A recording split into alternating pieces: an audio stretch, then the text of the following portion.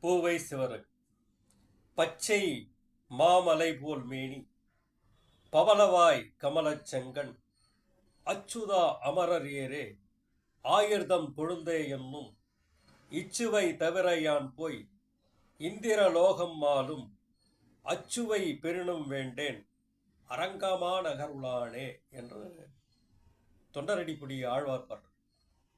இந்த அரங்கத்துக்குள்ளே எல்லா விதமான சக்திகளும் உறைந்திருக்கிறது.